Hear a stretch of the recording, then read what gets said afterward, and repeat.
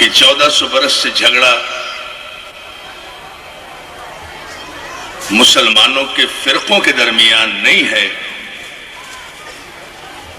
جھگڑا دو شجروں کے درمیان ہے۔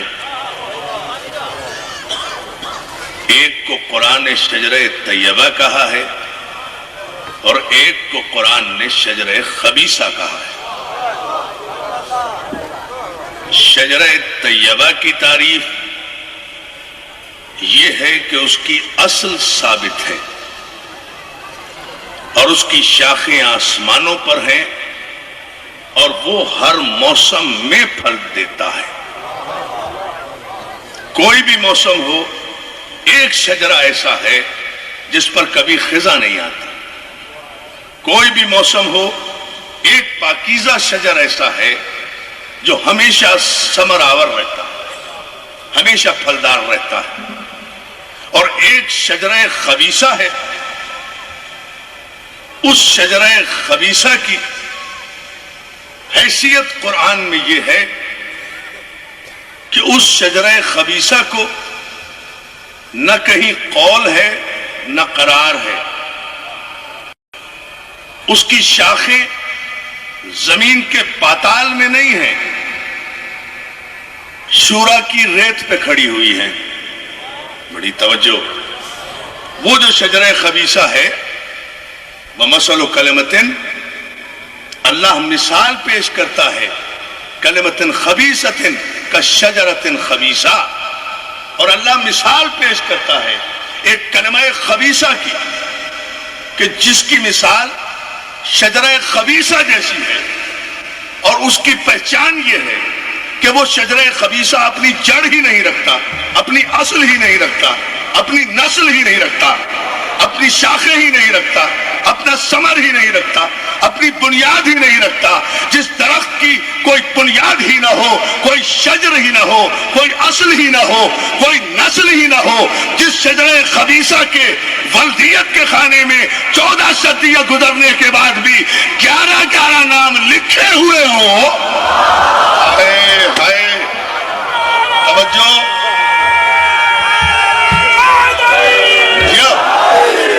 اور آپ کو سلامت رکھے، اور آپ کو سلامت رکھے۔ سارے دوست میرے متوجہ ہو گئے۔ جس شجرہ خبیثہ کی کوئی اصل ہی نہ ہو، نسل ہی نہ ہو، جڑ ہی نہ ہو۔ ایک جملہ کہوں گا اگر غور کریں آپ، شجرہ خبیثہ اسے کہتے ہیں جن کی ولدیتوں کے فیصلے جرگوں میں بیٹھ کر ہوتے ہوں۔ یار میں نے تو بڑی احتیاط سے جملہ کہا ہے، بڑی توجہ۔ جہاں جرگے میں فیصلہ کیا جائے کہ کس کا بیٹا ہے، جہاں جرگوں میں اشارہ کر رہا ہوں، توجہ کرو، جہاں جرگوں میں بیٹھ کر قبیلے اکٹھے کر کے، ماہر انصاب اکٹھے کر کے اور بزرگان قوم اکٹھے کر کے جرگہ مقرر کیا جائے، اور وہاں ماں رقص کرتی ہوئی آ کر 6 دعوے دار باپوں میں سے کسی ایک باپ کے گلے میں ہار ڈال دے، اس شجرے کو قرآن نے شجرہ خبیثہ کہا ہے۔ اور میں اس کا انجام آج کے مجلس میں انشاءاللہ بتاؤں گا۔ اور جو شجرہ طیبہ ہے اس کی اصل ثابت ہے، اصلها ثابت، اس کی اصل ثابت ہے، اس کی جڑ ثابت ہے۔ شجرہ طیبہ وہ ہے جس شجرے کی کوئی کڑی کہیں سے ٹوٹی ہوئی نہیں ہے۔ شجرہ طیبہ وہ ہے جس میں کوئی چھول نہیں ہے۔ شجرہ طیبہ وہ ہے جس میں کوئی فاصلہ نہیں ہے۔ شجرہ طیبہ وہ ہے جس میں کوئی نقص نہیں ہے۔ شجرہ طیبہ وہ ہے جس میں کوئی عیب نہیں ہے۔ شجرہ طیبہ وہ ہے جس میں کوئی ریب نہیں ہے۔ شجرہ طیبہ وہ ہے جس میں کوئی گمان نہیں ہے۔ اور اگر جملہ سننا ہے تو مشکات شریف مسلمانوں کی مستند کتاب ہے۔ ایک لفظ میں میرے پیغمبر اسلام نے مثال پیش کی۔ ایک موقع پر میرے مولا علی کی شکایتیں آ کر پیغمبر اسلام کی خدمت میں کچھ منافقین نے کی۔ پیغمبر نے علی کی ساری شکایتیں سن کر اعلان کیا، مسجد میں آؤ۔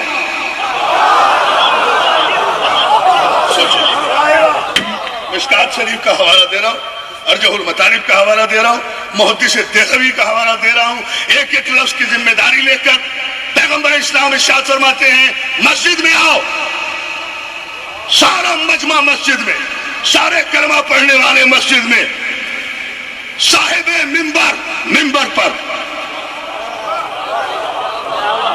صاحب منبر وارث منبر منبر پر، سرکار منبر پر گئے، علی کو برابر میں کھڑا کیا اور پورے مجمع سے منافقین جو علی کی شکایت کر رہے تھے انہیں انگلی کے اشارے سے اٹھایا، تم بھی اٹھو، تم بھی اٹھو، تم بھی اٹھو، تم بھی اٹھو، تم بھی اٹھو، اب بتاؤ علی کی کیا شکایت کرتے ہو؟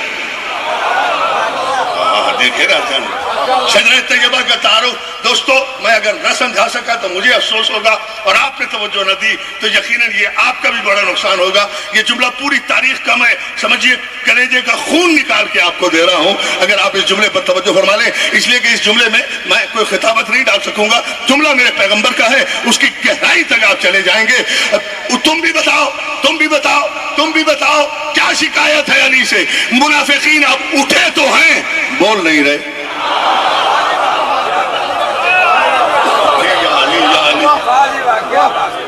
اٹھے تو ہیں، گفتگو نہیں کر رہے، لب نہیں کھول سکتے، اس لیے کہ برابر میں علی موجود ہے، سامنے میرا مولا موجود ہے، اب کوئی بول نہیں رہا ہے۔ 3 مرتبہ مشکات کے یہ جملے ہیں اور شبلی نمانی نے بھی اس کوٹ کیا ہے ایک مرحلے پر، تو 3 مرتبہ میرے پیغمبر نے پوچھا اب بول کیوں نہیں رہے ہو، اب علی کی شکایت کیوں نہیں کر رہے ہو، اب علی کا گلہ کیوں نہیں دے رہے ہو، اب بولتے کیوں نہیں ہو؟ اب کوئی نہیں بولتا تو تاریخ کے جملے یہ ہیں کہ پہلی مرتبہ آسمان کی آنکھوں نے رحمت للعالمین نبی کی جبین رحمت پر جلال کے آثار دیکھے، علی کا کاندھا پکڑ کے پیغمبر اسلام نے علی کو بلند کر کے کہا، جو صحیح بخاری میں بھی حدیث ہے، یہ ہے وہ موقع جہاں پیغمبر نے کہا تھا، علی کا شانہ بلند کر کے کہا، پہلی بات تو شکایت کرنے والے علی دشمنوں یہ سن لو کہ میں اعلان کر رہا ہوں کہ یا علی انت منی وانا منکا، علی تو مجھ سے ہے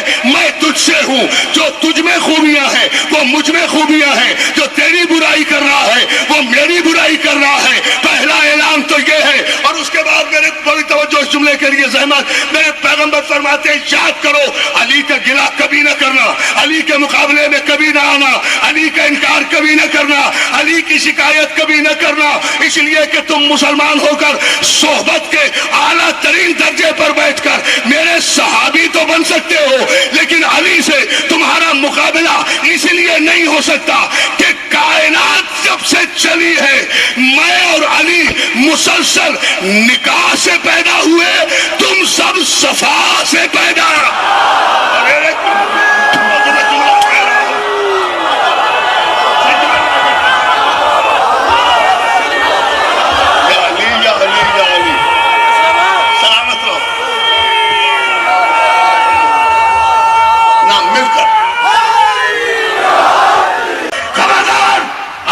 مقابلے میں کبھی آنے کی کوشش نہ کرنا، تمہاری ساری فضیلتیں ایک طرف، لیکن کائنات حسب نسب جب سے چلی ہے میں اور علی نکاح سے پیدا ہو رہے ہیں، تم سب صفا سے پیدا ہو رہے ہو۔ جاؤ اپنے مولویوں کے پاس پوچھو کہ نکاح کسے کہتے ہیں اور صفا کسے کہتے ہیں۔ توجہ ہے نا ذرا محترم، بہت ہی توجہ۔ یہ وہ منزل ہے عزیزان محترم جہاں شجرہ خبیثہ ہے وہاں قرار نہیں ہے، جہاں شجرہ خبیثہ ہے وہاں شجرہ سلامت نہیں ہے، جہاں شجرہ خبیثہ ہے اور پورے 1400 برس میں ایک ہی تو قرآن نے دلیل واضح طور پر پیش کی ہے، حبیب انا اعطیناک الکوثر۔ غم نہ کرو، یہ شجرہ خبیثہ رکھنے والے تمہیں تانا دیتے ہیں کہ تمہارے کوئی بیٹا نہیں ہے، یہی سورہ کوثر کا شان نزول ہے۔ یہ تمہیں تانا دیتے ہیں کہ تمہارے کوئی اولاد نرینہ نہیں ہے، تمہارے کوئی بیٹا نہیں ہے، یہ شجرہ خبیثہ تمہیں تانا دیتا ہے۔ یہ شجرہ خبیثہ کون ہے؟ آپ غور ہی نہیں کر رہے۔ یہ شجرہ خبیثہ، ارے مسلمانوں کی ایک ایک تاریخ کی ذمہ داری لے کر چیلنج کر کے عرفان آبدی کہہ رہا ہے، سب نے سورہ کوثر کا شان نزول یہ لکھا ہے کہ خانہ کعبہ کی دیوار کے نیچے بیٹھ کر ابو لہب، ابو جہل، ابو سفیان، عتبہ، عتیبہ، شیبہ، یہ وہ 6 سردار تھے جو بیٹھ کر رسول اللہ کو تانا دیا کرتے تھے کہ وہ ابتر جا رہا ہے، اس کا وارث کوئی نہیں ہے، اس کی نسل کوئی نہیں ہے، اس کی اولاد کوئی نہیں، آپ غور ہی نہیں کر رہے، اس کی اولاد کوئی نہیں ہے، تو قرآن نے سورت نازل کی کن کے جواب میں؟ ابو جہل کے جواب میں، ابو لہب کے جواب میں، عتبہ کے جواب میں، عتیبہ کے جواب میں، ابو سفیان کے جواب میں، انا اعطیناک الکوثر، حبیب غم نہ کرو ان کے تانے کا، ہم تمہیں کبھی ختم نہ ہونے والی پاکیزہ نسل عطا کریں گے، اور یہ شجرہ خبیثہ ان کے ہم نشان مٹا دیں گے۔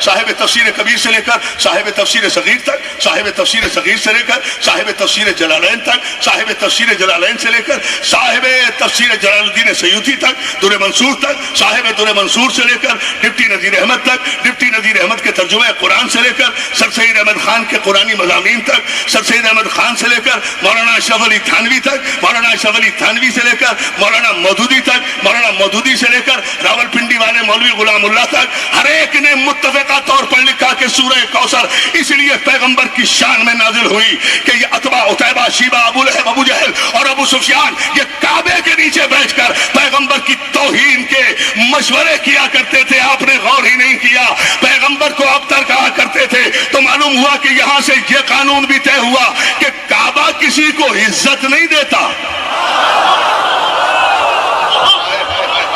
کہاں بیٹھے اور توجہ دیکھیں، جہاں شجرہ طیبہ ہے وہاں اگر رسول کہے کہ یا علی بستر پہ لیٹ جاؤ،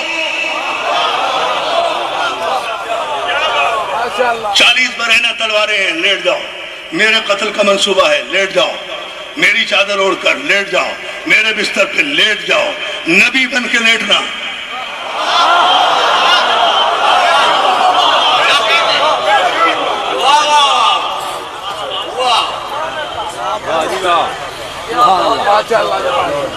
شجرہ طیبہ کا تعارف جیو، علی لیٹ جاؤ اور آپ کو سلامت رکھے، دیکھیں بالکل آئینے کی طرح دیکھیں، تلواریں ہیں، سناٹا ہے، رات ہے، تاریکی ہے، اکیلے ہو، نبی بن کے سونا ہے۔ شجرہ طیبہ ابو طالب کا شریف خون اپنے سونے کی قیمت پوچھتا ہے۔ کیا قیمت ہے میرے سونے کی؟ رسول اللہ فرماتے ہیں علی اگر تم ہمارے بستر پر آج کی شب سو گئے تو رسالت بچ جائے گی۔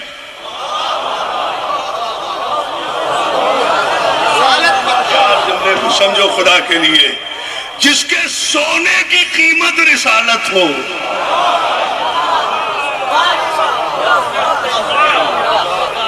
میں نہ سمجھا سکا تو میری بدقسمتی ہے، لیکن میں جملہ واقعاً بہت بڑا کہہ رہا ہوں۔ تمہارے سونے کی قیمت یہ ہے کہ رسالت بچ جائے گی۔ یا رسول اللہ اگر آپ کی جان بچ جائے گی تو پھر یہ کوئی مہنگا سودا نہیں ہے۔ آپ سوچ رہے ہوں گے کہ یہاں سے یہ ہجرت پڑھنا شروع کر دے گا، نہیں، ایسا نہیں ہے۔ شجرہ طیبہ کی پہچان بتا رہا ہوں، جملے پر آپ غور کریں، جو میں کبھی 2-4 سال میں ایسا خوبصورت آپ جیسا مجمع ملے تو میں یہ جملہ کہتا ہوں، ہر مجلس میں یہ بات نہیں کہتا، یہ آپ سب سے سنتے ہوں گے۔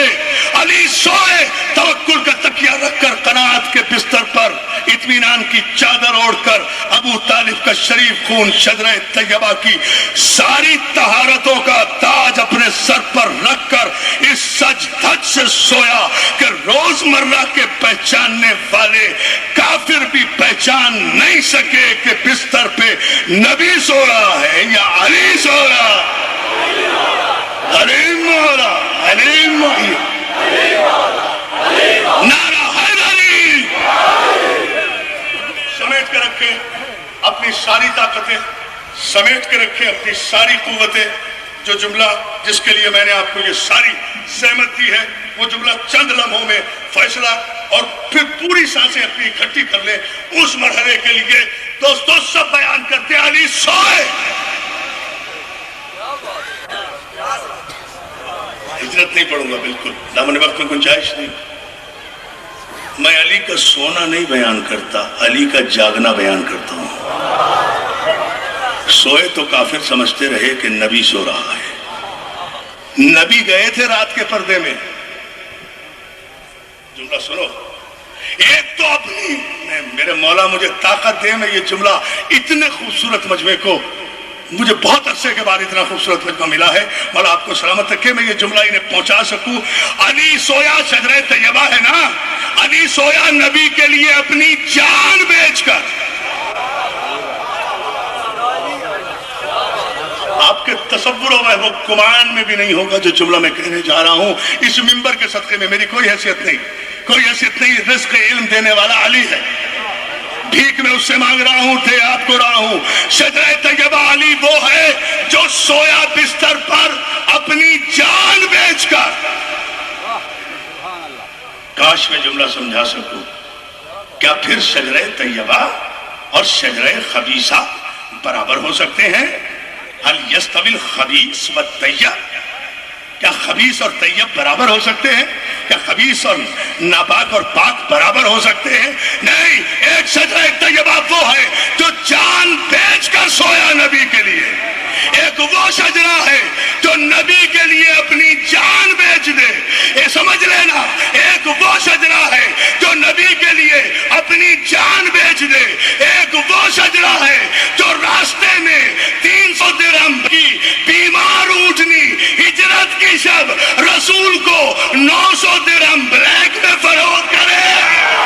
شجرے دیکھو یا علی،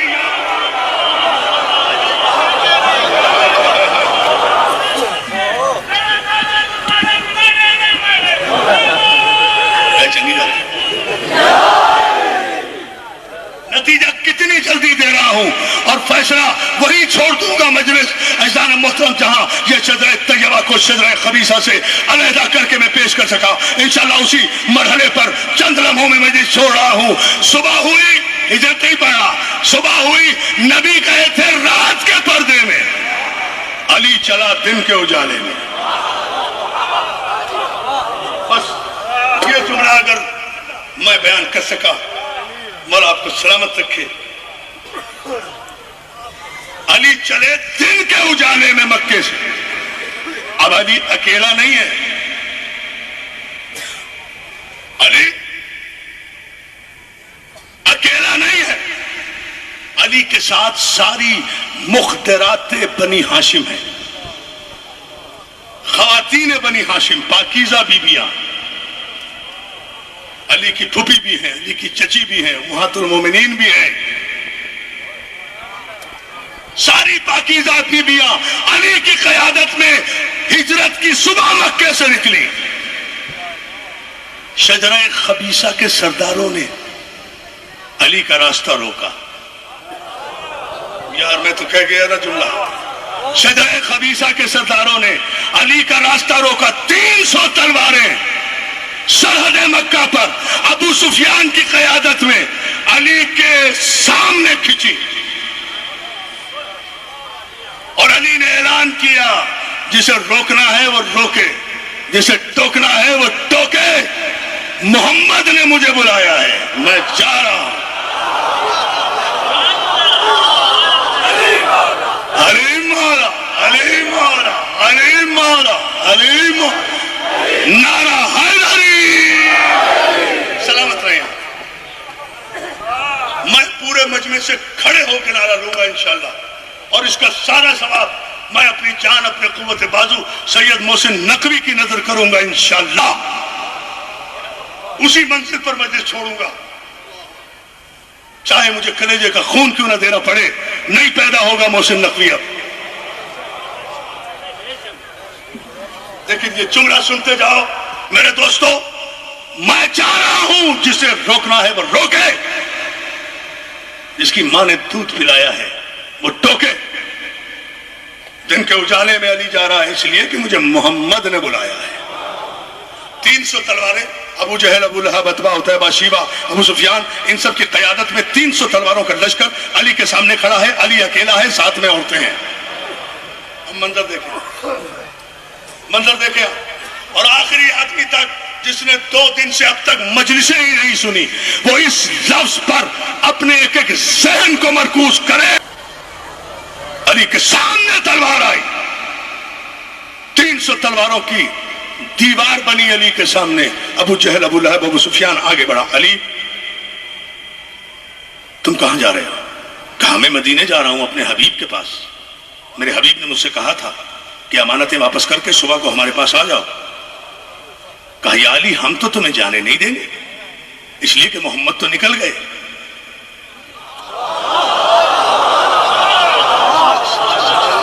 بھائی سوچو سوچو، خدا کے لیے میرے دوستوں میں تمہیں علی کا واسطہ دے رہا ہوں، کبھی میں واسطے نہیں دیتا، لیکن آپ کی خوبصورت سماج جو کل سے اب تک میرے ساتھ ہے نا، خدا کی قسم اس کی وجہ سے میں نے یہ اہم ترین موضوع چھیڑا ہے کہ میں عام مجلسوں میں نہیں پڑھتا، لیکن یہ صدقہ ہے مولا کا اور آپ کی خوبصورت سماج کا، اس لیے ایک ایک سانس میری طرح متوجہ رہے، اس لیے کہ محمد چلے گئے ہیں، اور اگر علی ہم نے تمہیں جانے دیا تو پھر محمد ہمارے ساتھ آئیں گے نہیں، پھر محمد کو ہم واپس نہیں لا سکتے۔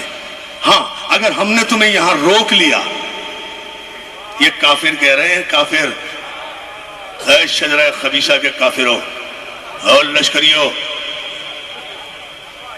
یہ کافروں کے جملے ہیں۔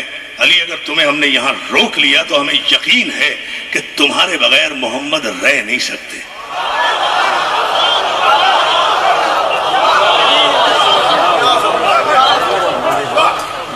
تمہیں یہاں ہم نے روک لیا تو محمد ضرور واپس آئیں گے، ہمارا تم سے کوئی جھگڑا نہیں ہے، ہمیں محمد کو گرفتار کرنا ہے، اس لیے ہم تمہیں یرغمال بنا کر یہاں رکھیں گے اس وقت تک جب تک محمد تمہیں لینے کے لیے تڑپ کر واپس نہ آ جائے۔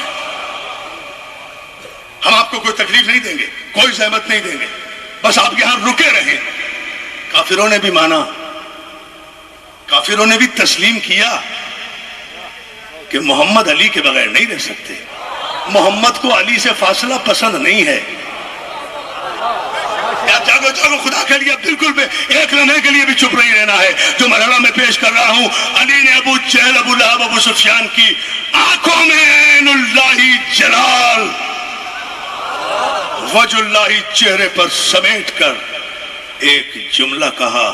میری 1.5 گھنٹے کی تقریر بھول جانا دوستو، لیکن اب جملہ میں اپنا نہیں کہہ رہا، میری خطابت نہیں ہے، نہ میری آواز کی حیثیت نہ میری خطابت کی، اب میرے مولا کا جملہ ہے، اور میں اس کی داد اور اس کا نعرہ علی مولا کی صورت میں علی کی شان کے مطابق لوں گا، اس لیے کہ یہ میرا جملہ نہیں ہے، اور کبھی کسی ماں نے ایسا بیٹا نہیں پیدا کیا جو میرے مولا کے اس جملے کے مقابل میں کوئی جملہ لا سکے۔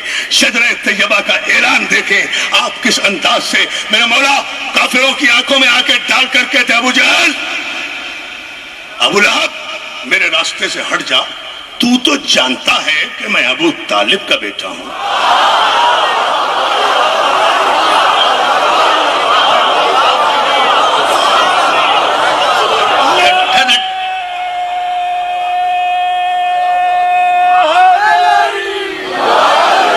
مولا تمہیں سلامت رکھے، مولا ابھی نہیں نعرہ، دیکھو نعرہ آئے گا میرا مولا کا جملہ، تو جانتا میں کیا کروں، بات میں بات نکل دی جاتی ہے، اور مجھے بالکل احساس ہے بہت وقت لے گیا میں آپ کے خوبصورت سماعت کی وجہ سے۔ نہیں آپ کی محبت کا تقاضا تو یہ ہے کہ میں ساری رات پڑھتا رہوں، مجھے پتا ہے، لیکن میں آپ کو زحمت نہیں دوں گا، یہ جملہ میرے مولا کا سن لیں، اور اس کے بعد طاقت بھی نہیں کسی خطیب کی کہ اس کے بعد کوئی جملہ کہہ سکے، اس لیے کہ یہ کسی خطیب کا جملہ نہیں ہے، خطیب منبر سلونی کا جملہ ہے، یہ میرے مولا کائنات کا جملہ ہے، ہم جیسے جاہلوں کا نہیں ہے۔ ابو جہل، ابو لہب، ابو سفیان، جو مجمع ادھر ادھر بیٹھا ہے، کھڑا ہے، میں سب کو دعوت دے رہا ہوں پنڈال میں آ جائیں۔ میں کہہ رہا ہوں نا کہ تاریخ سیالکوٹ میں اس سے بڑا جملہ ابھی تک نہیں پیش کیا گیا۔ آ جاؤ میرے دوستوں، جو ادھر ادھر کھڑے ہو، یا علی مدد میرے مولا، تو جانتا ہے کہ میں ابو طالب کا بیٹا ہوں۔ کہاں جانتا ہوں؟ کہاں تجھے یہ بھی پتا ہے کہ مجھے محمد نے حکم دیا ہے کہ آؤ۔